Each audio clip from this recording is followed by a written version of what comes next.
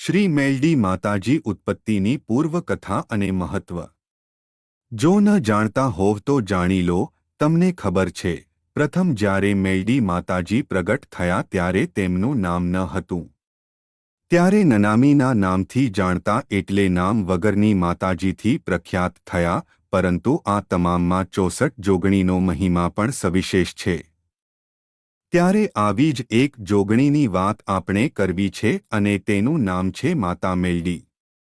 શું આપ જાણો છો શ્રી મેલડી માતાજી ઉત્પત્તિની પૂર્વકથા અને તેનું મહત્વ?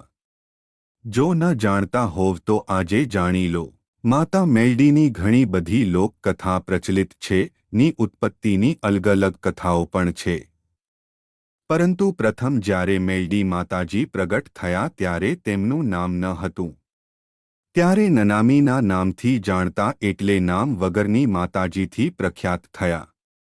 એક લોકકથા પ્રમાણે એક રાક્ષસ અમરૈયા દૈત્યના ત્રાસથી છુટકારો અપાવવા માટે જ્યારે નવદુર્ગા આ દૈત્યને મારવા માટે ગયા ત્યારે એ દૈત્ય ઘણો શક્તિશાળી હતો।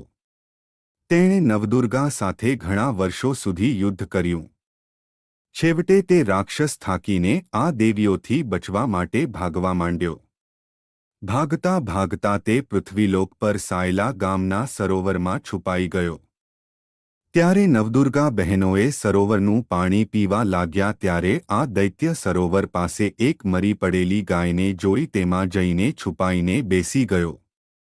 ત્યારે છેવટે નવદુર્ગાએ ભેગા મળીને અમરૈયા દૈત્યને મારવા માટે એક યુક્તિ વિચારીને એક શક્તિરૂપે દેવીને પ્રગટ કરવાનું વિચાર્યું।